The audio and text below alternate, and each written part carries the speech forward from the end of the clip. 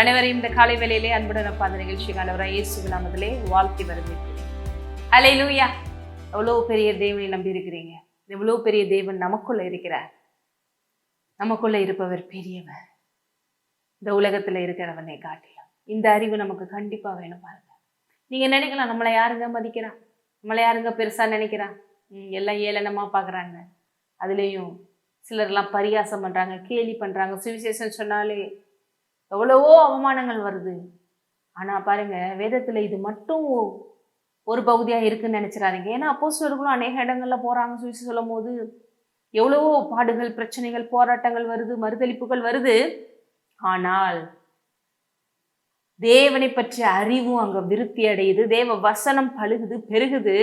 எல்லாவற்றிற்கும் மேலாக தேவனுடைய பிள்ளைகளுக்கு, அவரை நம்புகிற தாசர்களுக்கு தேவன் செய்கிறதை கண்டு சுற்றி இருக்கிறவர்கள் பயந்து நடுங்கி இவரே மெய்யானது என்பதை அறிந்து கொள்கிறார்கள், ஏற்றும் கொள்கிறார்கள்ங்கிறதை மறந்துடாதீங்க. இனி வரப்போற காலங்கள் அப்படிப்பட்ட காலங்களா இருக்க போகிறது. நம் ஒவ்வொருவர் மூலமாக தேவன் பகிரங்கமாக வெளிப்பட போகிறார்.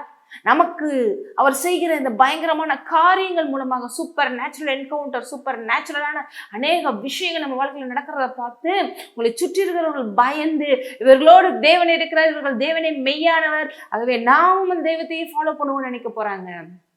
இன்னைக்கு தானியேல், சாஸ்ராக், யாபேத்நேகோ அவங்களுக்கு எப்படி தேவனுடன் இருந்து தான் எவ்வளவு பெரிய தேவன் என்பதை காண்பித்தாரோ, அதே போல அப்போஸ்தலர்கள் கூட இருந்து எப்படி காண்பித்தாரோ. ஒரு இடத்துல பாருங்க, சுவிசேஷத்தை நிமித்தம் அவங்களை கொண்டு போய் ஜெயில போடுறாங்க. நைட்டே தேவதூதன் திறந்து விட்டுறாங்க. அடுத்து கோர்ட்ல நிப்பாட்ட நாட்களை கூட்டுட்டு வாங்கப்பா அப்படின்றாங்க. உள்ள போனா ஆளே இல்லை. பவுலும் சீலாவும் சிறைச்சாலையில கொண்டு போய் போடப்படுறாங்க. துதிக்கிறாங்க. நைட்லயே பயங்கரமா நிலநடுக்கும். சிறைச்சாலை கதவுகளும் ஓப்பன் ஆயிரும். அப்ப அங்க இருக்கிற அந்த சிறைச்சாலைக்காரன், காவல் காக்கிறவன் பயந்து தன்னைத்தானே மாய்த்து கொள்ள போறான். ஏன்னா பயங்கரமான விஷயம் நடந்துருச்சு, கண்டிப்பா தப்பிச்சிட்டாங்கன்னு சொல்லி. ஆனா அவங்களுக்கு அவர்கள் தேவனை பற்றி சொல்லி, இல்லப்பா இங்கதான் இருக்கும்னு சொல்லி அன்றைக்கு அவங்க குடும்பமா ரட்சிக்கப்படுறாங்க. நானும் என் வீட்டாரும் ரட்சிக்கப்படுவதற்கு என்ன செய்ய வேண்டும் என்று அவங்களே வாலண்டியரா கேட்கிறாங்க. பாருங்க, அதே போல உங்க வாழ்க்கையில நடக்கிற அநேக காரியங்கள், குறிப்பா உங்களை ஆசீர்வதிப்பதன் மூலம், இங்க ஒரு விஷயத்தை நான் உங்களுக்கு வாசிக்க விரும்புகிறேன். ஆதியாகமம் பார்ப்போம். ஆதியாகமம்ல 26ஆம் அதிகாரத்துல ஈசாக்கை பத்தி பார்ப்போம். ஈசாக்கு பாருங்க, தேவனுடைய வார்த்தைக்கு கீழ்ப்படிந்தது நிமித்தம் அநேகம் பெருகிட்டு போறான்.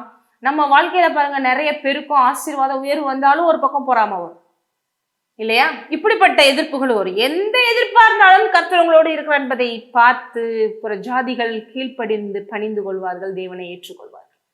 அப்படியாக அவர் துறவுகள் நோண்டும் போது மறுபடியும் போராட்டம் பண்ணி அதை அவங்க எடுத்துக்கிறாங்க. ஏசைக்கு சித்தனான்னு சொல்லி 2 டைம் அதே மாதிரி நோன்றாரு.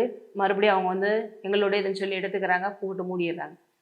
ஆனா தேவன் மறுபடியும் ரெஹபோத்தை அவர் கட்டளையிடுகிறார். இந்த தடவை அவங்க வரல. கடைசியில சுற்றி இருக்கிறவங்கலாம் ஒரு விஷயத்த புரிஞ்சுக்கிறாங்க. என்ன சொல்றாங்க பாருங்க, ஆதியாகமம் 26ல அவங்க கேட்குறாங்க, வர்றாங்க எல்லாரும். ஈசா கேட்குற, எதுக்கு பையன்ட்ட வர்றீங்க, இவ்வளவு தூரம் பழி வாங்கினது, நாசம் பண்ணது போதாதா அப்படின்னு சொல்லிட்டு 28ல அதுக்கு சொல்றாங்க, நிச்சயமாய் கர்த்தர் உம்மோடு கூட இருக்கிறார் என்று கண்டோம். புறச்சாதிகள், தேவனை அறியாதவங்க பாக்குறாங்க. இன்னைக்கு நம்ம லைஃப்ல அப்படி நடக்க போகுது. ஆகையால் எங்களுக்கும் உமக்கும் ஒரு ஆணை ஏற்பாடு உண்டாக வேண்டும் என்று நாங்கள் நிர்ணயம் பண்ணினோம். நாங்கள் உம்மை தொடாமல் நன்மையே உமக்கு செய்து உம்மை சமாதானத்தோடு அனுப்பிவிட்டது போல நீரும் எங்களுக்கு தீங்கு செய்யாதபடிக்கு உம்மோடு உடன்படிக்கை பண்ணிக்கொள்ள வந்தோம். நீர் கர்த்தரால் ஆசீர்வதிக்கப்பட்டவராமே என்றார்கள். ஹல்லேலூயா. இன்றைக்கு சுற்றி இருக்கிறவங்க, உங்களை எதிர்த்தவங்க, உங்களை கெடுக்க நினைச்சவங்க, உங்களை ஒண்ணுமில்லாம பண்ணணும்னு நினைச்சவங்க, அது சுவிசேஷத்து நிமித்தமா இருக்கலாம், இல்ல உங்க வளர்ச்சியை கண்டு பொறாமையில இருக்கலாம். தேவ பிள்ளைகளே, இனிமேல் வரப்போற காலங்கள்ல கர்த்தர் உங்களோடு இருக்கிறார் என்பதை அறிந்து அவர்கள் உங்களோடு சமாதானம் பண்ண போறாங்க.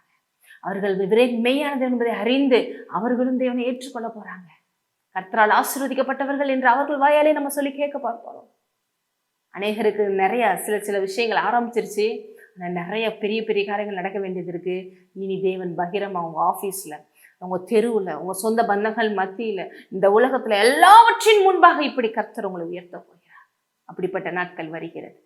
கவலைப்படாதீங்க. பெரிய காரியங்களை தேவன் செய்ய போகிறார். ஜெபிப்போம். ஹல்லேலூயா. அப்பா இம்மானுவேலே, எங்களோடு இருப்பவரே, ஓ நீர் எங்களோடு இருப்பதை உலகம் அறிந்து பயந்து உண்மை மெய்யான தேவன் என்று ஏற்றுக்கொள்ள போற நாட்கள் இதோ வருகிறதுப்பா. ஓ, எதிரிகள் கூட வந்து சமாதானம் பண்ண போறாங்க. ஆண்டவரே, உண்மை அறியாதவர்கள் கூட அறிந்து கொள்ள போறாங்க, ஏற்றுக்கொள்ள போறாங்க. அப்படிப்பட்ட நாட்களுக்காக நன்றி. நீ சொன்னபடியே நடக்கட்டும். இயேசு நாமத்திலே ஆமென். நீங்கள் ஆசீர்வதிக்கப்பட்ட